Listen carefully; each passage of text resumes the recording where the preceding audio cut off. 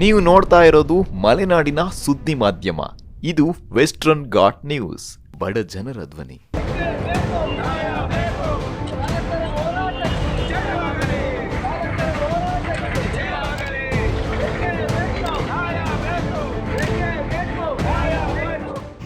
ನಾವು ಆಕಸ್ಮಿಕವಾಗಿ ಒಂದು ಆಕ್ಸಿಡೆಂಟ್ ಆಗಿರ್ತದೆ, ಅವಾಗ ಅಲ್ಲಿ ನಮ್ಮ ಬೆಂಬಲಕ್ಕಾರು ಇರಲ್ಲ, ಊರಿನವರೆಲ್ಲ ಒಟ್ಟಾಗಿಬಿಟ್ಟು ಚಾಲಕರನ್ನು ಹಿಡಿದು ಬಡಿಯೋದು ಇಂಥ ಕೆಲಸಗಳು ಮಾಡ್ತಾರೆ. ಆ ಕ್ಷಣದಲ್ಲಿ ನಾವು ಆ ಜಾಗದಿಂದ ನಾವು ಓಡೋಗಲೇಬೇಕಾಗ್ತದೆ.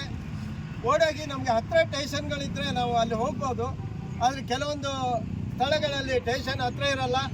ಆ ಕ್ಷಣದಲ್ಲಿ ನಾವು ಜೀವ ಉಳಿಸ್ಕೊಳ್ಳಿಕ್ಕಾಗಿ ಓಡೋಗಬೇಕಾಗ್ತದೆ.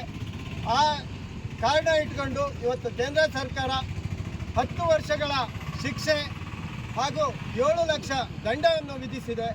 ಇದು ದಯವಿಟ್ಟು ಇದು ಹಿಂದೆ ಪಡಿಬೇಕು. ಅವರ ಕಾನೂನು ತಿದ್ದುಪಡಿಗೆ ನಮ್ಮದು ಅಭ್ಯಂತರ ಇಲ್ಲ, ಆದರೆ ಈ ಕಾನೂನಿನಲ್ಲಿ ರಿಯಾಯಿತಿ ಕೊಡಬೇಕು.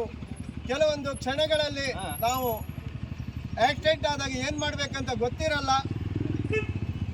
ಆ ಕಾರಣನ ಇಟ್ಕೊಂಡು 10 ಲಕ್ಷ ದಂಡ, 10 ವರ್ಷ ಜೈಲು ಶಿಕ್ಷೆ ಅಂತ ಮಾಡಿದಾಗ ಮುಂದಿನ ದಿನಗಳಲ್ಲಿ ಚಾಲಕರು ಯಾವುದೇ ಹೊರ ರಾಜ್ಯ ಜಿಲ್ಲೆಗಳಿಗೆ ಹೋಗಲಿಕ್ಕೆ ಎದುರ್ತಾರೆ.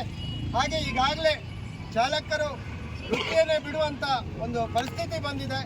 ದಯವಿಟ್ಟು ಈ ಕಾರಣಕ್ಕಾಗಿ ಕೇಂದ್ರ ಸರ್ಕಾರ ಏನು ಕಾನೂನನ್ನು ತಿದ್ದುಪಡಿ ಮಾಡ್ತಾ ಇದೆ ಅದು ದಯವಿಟ್ಟು ವಾಪಸ್ ತಗೊಳ್ಬೇಕು. ಹಿಂದೆ ಇದ್ದಂಥ ಕಾನೂನನ್ನೇ ಮುಂದುವರಿಸಬೇಕು ಅನ್ನೋದು ನಮ್ಮ ಎಲ್ಲ ಚಾಲಕರು, ಲಾರಿ ಚಾಲಕರು, ಟ್ಯಾಕ್ಸಿ ಚಾಲಕರು, ಆಟೋ ಚಾಲಕರು, ಗೂಡ್ಸ್ ಚಾಲಕರು ಎಲ್ಲರೂ ಸೇರಿಬಿಟ್ಟು ಈ ಕಾನೂನನ್ನು ವಾಪಸ್ ಪಡಿಬೇಕಂತೇಳಿ ನಾವು ಕೇಂದ್ರ ಸರ್ಕಾರಕ್ಕೆ ವಿನಂತಿ ಮಾಡಿಕೊಳ್ತಾ ಇದ್ದೇವೆ.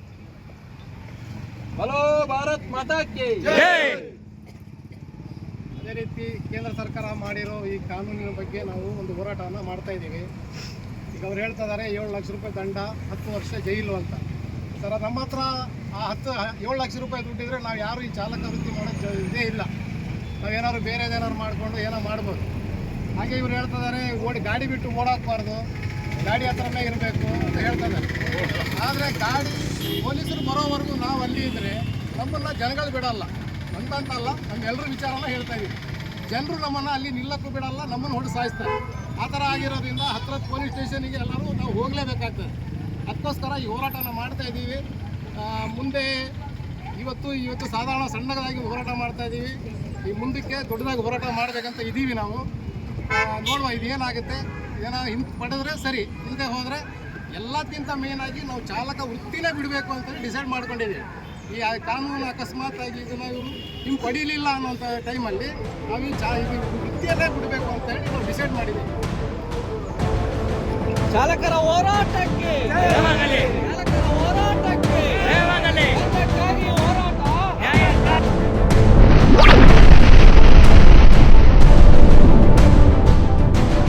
Western ghat news channel subscribe ಮಾಡಿಕೊಳ್ಳಿ ಹಾಗೂ ಬೆಲ್ ಬಟನ್ ಒತ್ತಿ.